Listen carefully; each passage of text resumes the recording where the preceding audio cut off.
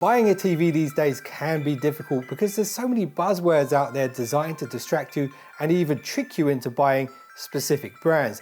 And if you're going into a store to buy a TV, it gets even worse because there's salespeople in those stores who can influence your decision. And I know this firsthand because I was one of those people. I spent 5 years selling TVs, so I'm making this video to help you make the right decision and to give you a few tips when it comes to buying a new TV. And in this particular video, I'm going to focus on mini LED TVs. Here I have three similarly priced 65-inch mini LED TVs, one from Samsung, the exact code names on screen, one from HiSense, and one from TCL. All three of these TVs are priced at around £1,000, so this is a fair comparison. And all three of these TVs are 65-inch and also available in 55-inch. However, you can get the TCL in a 98-inch model, which is insane. The other two are available in 55 up to 85-inch. And with the TCL model, you can also get it in 50-inch, which is the smallest offering of the three models here. So let's start this off with the most important factor, the display. So when you're shopping around, you're going to see different names like Neo QLED here on the Samsung or ULED here on the Hisense. And TCL's version of this is just the straightforward mini LED. And what I'm getting at here is don't let the buzzwords confuse you because they are all mini LEDs and they all have a quantum dot layer, which most LED and mini LED TVs have today in this price range. Don't let the buzzwords confuse you. It's better to do this instead. Use your eyes. The best way to test a TV is with some darker content. So darker scenes, because here you'll start to notice some differences in the dynamic ranges. And dynamic range is the scale in which the TV can go from black all the way to bright white. So use your eyes first. And here's an example of how to do this. The Samsung TV looks excellent when showing bright scenes, but when it displays darker areas next to bright light areas, what you'll notice is the light spreading into the darker areas of the picture. And because of this, the black areas of the screen are more gray. But ideally what you want to see is pitch black, inky black tones. And when you look at the spec sheet for the Samsung, it makes total sense because this particular Samsung TV has fewer local dimming zones than the other two. The HiSense model is definitely better here because it has 300 plus dimming zones. This means the HiSense TV can switch off more areas of the screen than the Samsung. So when no light is supposed to be shown, it can be closer to that pitch black that you want. But here's why this TCL TV runs away with the win when it comes to high dynamic range. It's got 500 plus dimming zones. This means it has better control of the bright areas and the dark areas of a picture can be darker because the lighter areas won't leak over into those dark areas quite so much. And for this reason, the TCL TV has an official HDR 1300 rating. Now, keep an eye out for official HDR ratings, and if you are shopping in store or online, definitely check out the amount of local dimming zones. And when you look at the labels and the specs for all three of these TVs, they all are HDR 10 plus rated, so that might make you think that they're equal. But when you dive into the details a bit more, you'll notice that the TCL does have another edge because it supports Dolby Vision IQ, which is a newer approach to HDR processing. And this isn't just another buzzword. The Dolby Vision IQ allows the TCL TV to adjust the dynamic range based off the lighting in the room. The Samsung and the Hisense comparable models still have solid picture performance.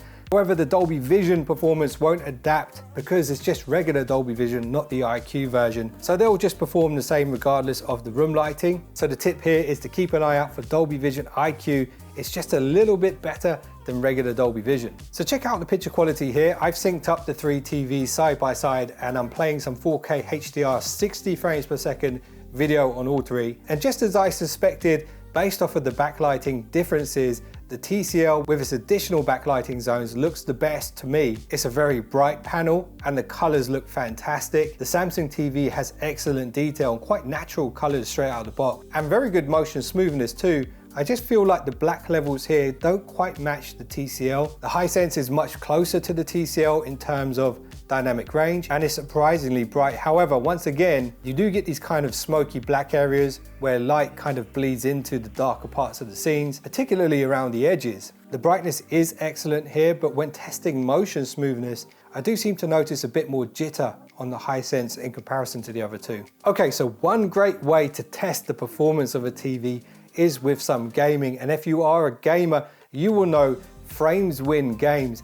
And the higher the refresh rate is on a TV, the smoother your gameplay is going to be. So look out for the refresh rates. So we have a respectable 120 Hz here on the Samsung, which is suitable for Xbox and PlayStation. However, on the TCL and on the HiSense, they both support 144 Hz, which makes them perfect not just for gaming on consoles, but also on PC. Two other things you need to look out for when it comes to buying a TV which is going to be used for gaming is ALLM and VRR. Once again, these are not buzzwords. ALLM stands for automatic low latency. So with the console plugged into a TV, the TV can detect when it's receiving a gaming signal and can adjust the latency for that console or PC. And it will do that automatically. VRR stands for variable refresh rate. Once again, when a games console or PC is plugged in, it can actually adjust the frames, the refresh rate of the panel according to the source. And if you're a more serious gamer, you want to keep an eye out for AMD FreeSync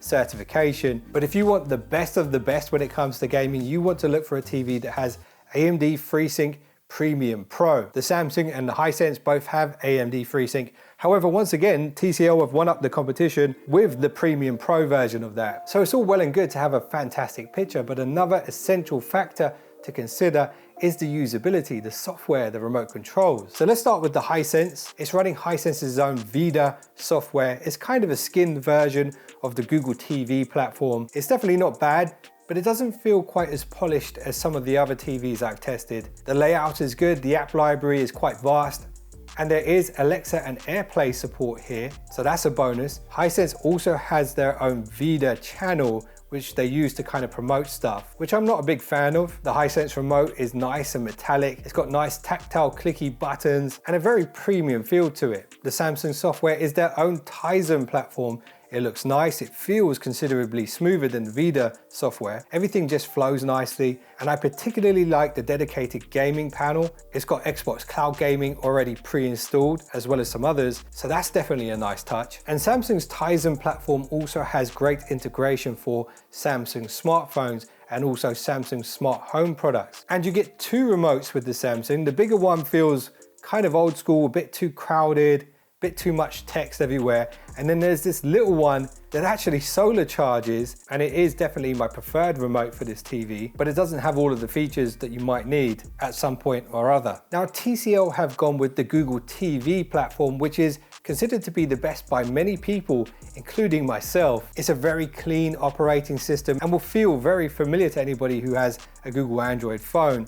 It's easy to navigate and search for things using the Google Assistant. And because it is Google software, the compatibility with Android phones is fantastic. But even though it's Google, it does support Apple AirPlay. And the app library here is fantastic, pretty much unmatched. The TCL remote is arguably the most comfortable of the three TVs. It's simple enough, there's not too much text everywhere, and you've got that iconic Google Assistant button right there in the middle for when you need to ask a question or search for something. So all three TV softwares are good.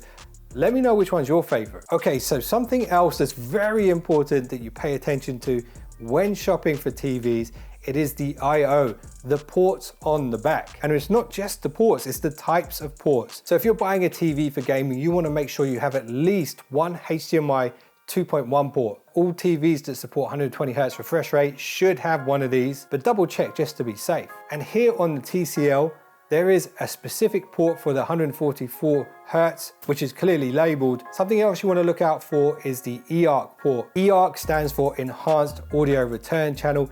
This is the only way to get full Dolby Atmos sound to a sound system or sound bar. So if you are planning on setting one of those up, you definitely want to make sure you have an eARC port. If you have older audio equipment, you'll want to check for the optical output port, which we do have here on the TCL. Also, if your Wi-Fi isn't that great, you definitely want to check for an Ethernet port so you can hardwire in your internet. And if you want to use a satellite dish or an aerial antenna, then you definitely want to check for those as well. But that's pretty standard stuff. So those are the most important things to look out for. But something else that's quite important to me is cable management. There's nothing worse than having a bunch of cables clearly draping down behind the TV. It just completely ruins the look. So check this out. Hisense has some hooks on the legs of the stand on the back, which is not the best way to do it in my opinion, but it's okay. The Samsung TV is better because you can run some cables through the stand itself, although the opening on the stand wouldn't be big enough for the amount of cables that I have running from my TV. The TCL is the best in this area for a couple of reasons. It's the only one that has an actual cable management band on the back of the TV, which just helps a little bit, but also you can run more cables through the back of the stand than you can on the Samsung. So it's just a bit tidier in regards to cable management. Okay, something else that's important is you must like the look and style of the TV. Now, I really like the metallic base on the Samsung TV and the metallic frame that it has. It definitely adds a bit of a premium look to it. The HiSense is that more classic style black frame.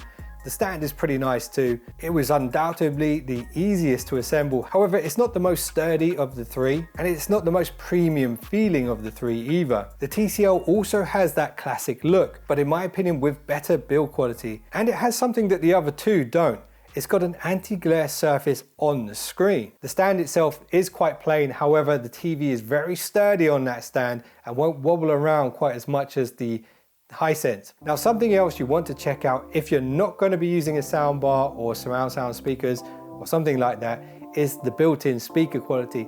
Now, I tested the speaker quality on these three TVs and I feel the TCL sounds the best. So my advice to you here is if you are going to be using built-in speakers on a TV, maybe you should take a USB pen drive to the store with a video clip on it and play the same clip on the three different TVs or however many TVs you're comparing and see which one sounds the best. So those are the important things to look out for when buying a mini LED TV. Now, if I had to choose one of these TVs from this lineup, for the money the TCL offering is the pound for pound champ here. It's got the best picture quality, the best dynamic range. It's also got the best support for console and PC gaming, and the Google software is my favorite. And it's so easy to use and it works perfectly with my phone. Yes, it's got that classic design style and it's not quite as flashy as the Samsung, but I like it. So those are my thoughts on these three TVs, and using what you just learned here in this video, let me know in the comments which one would you choose if you had £1,000 to spend on a new TV. So I appreciate you guys for watching this one. If you just subscribed, you're now one of the finest subscribers known to man, and I will see you in the next one. Don't be late.